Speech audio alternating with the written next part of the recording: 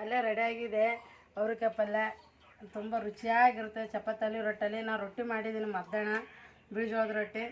ನೀವು ಚಪಾತಿ ಆದ್ರೆ ಉಣ್ಬೋದು, ರೊಟ್ಟಿ ಆದ್ರೆ ಉಣ್ಬೋದು. ಏನಾದರೂ ನಿಮ್ಮಲ್ಲಿ ಏನಿರ್ತದೆ ಮಾಡ್ಕೊಂಡು ಉಣ್ಬೋದು. ಈಗ ಮಳೆಗಾಲದಲ್ಲಿ ಬಿಸಿ ಬಿಸಿ ರೊಟ್ಟಿ ಮಾಡ್ಕೊಂಡು ಅವ್ರಿಕಾಯಿ ಪಲ್ಯ, ಮೊಸರು, ಮೆಣಸಿನ್ಕಾಯಿ ತಿಂದ್ರೆ ಇನ್ನೊಂದಿಟ್ಟು ತಿನ್ಬೇಕು ಅನಿಸ್ತದೆ. ನಮ್ಮ ವಿಡಿಯೋ ನೋಡಿ ಸಪೋರ್ಟ್ ಮಾಡಿ, ಲೈಕ್ ಮಾಡಿ, ಶೇರ್ ಮಾಡಿ. ಅವ್ರಿಗೆ ಪಲ್ಯ ಮಾಡ್ತಾಯಿದ್ದೀನಿ. 2 ಚಮಚ ಎಣ್ಣೆ ಹಾಕ್ತಾಯಿದ್ದೀನಿ. ಕಾಯ್ದಿದೆ.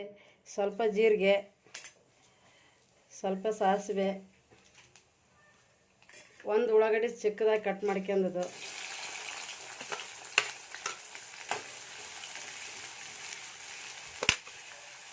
ಸ್ವಲ್ಪ ಅರಿಶಿಣ, ಸ್ವಲ್ಪ ಉಪ್ಪು.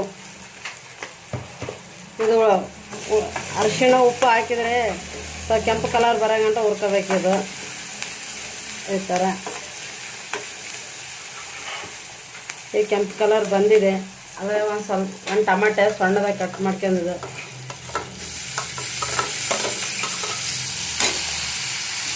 ಸ್ವಲ್ಪ ಕರಿಬೇವು,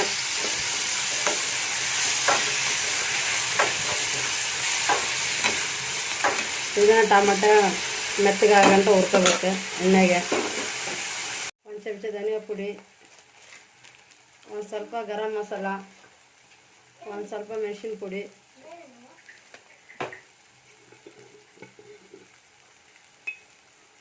ಒಂದು ಸ್ವಲ್ಪ ಖಾರ,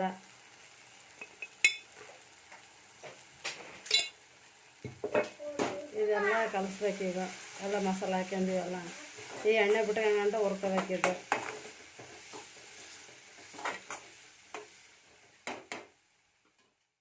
ಎಣ್ಣೆ ಬಿಟ್ಕೊಂಡಿದೆ ಇದಕ್ಕೆ ಮಸಾಲೆ ಎಲ್ಲ. ಈಗ ಅವ್ರಿಕಾಯಿ ಹಾಕ್ತಾಯಿದ್ದೀನಿ 1 ಕಪ್ಪು. ಇದನ್ನು ಕಲಿಸ್ಬೇಕು.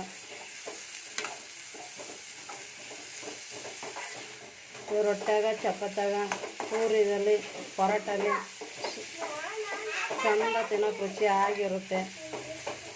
ನಮ್ಮ ಕಡೆಗೆ ಅಂಬ್ರೆಕಾಯಿ ಅಂತಾರೆ, ಈ ಕಡೆ ಬೆಂಗಳೂರಲ್ಲಿ ಅವ್ರಿಕಾಯಿ ಅಂತಾರೆ. ಒಂದು ಸ್ವಲ್ಪ ನೀರು, ಸ್ವಲ್ಪ ಕುದಿಬೇಕು. ಈ ಕುದಿಯೋ ಗಂಟ ಸ್ವಲ್ಪ ಹೊತ್ತು ಮುಚ್ಚಬೇಕಿದು. ಒಂದು ಬಟ್ಲಲ್ಲಿ ಶೇಂಗಾ ಅವಾಗೆ ಹುರ್ಕೊಂಡು ಇಟ್ಕೊಂಡೆ, ತೋರಿಸ್ಲಿಲ್ಲ. ಈಗ ಮಿಕ್ಸಿಗೆ ಹಾಕ್ಕೊಂಬರ್ತೀನಿ ಶೇಂಗಾ. ಕುದ್ದಿದೆ ಪಲ್ಯ ಎಲ್ಲ. ಈಗ ಶೇಂಗಾ ಮಿಕ್ಸಿಗೆ ಹಾಕಿ ಬಂದ್ಮೇಲೆ ಈಗ ಅದ್ರ ಮೇಲೆ ಸ್ವಲ್ಪ ಪುಡಿ ಹಾಕ್ತಾಯಿದ್ದೀನಿ, ಶೇಂಗಿನ ಪುಡಿ. ಈ ಥರ ಮಿಕ್ಸ್ ಮಾಡಬೇಕು.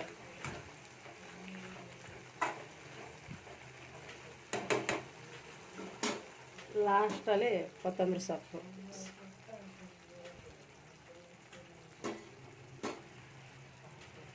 ಆಯ್ತು, ಪಲ್ಯ ರೆಡಿ. ಚಪಾತಲ್ಲಿ, ರೊಟ್ಟಲ್ಲಿ ಊಟ ಮಾಡಿದರೆ ಸೂಪರಾಗಿರ್ತದೆ, ರುಚಿಯಾಗಿರುತ್ತೆ.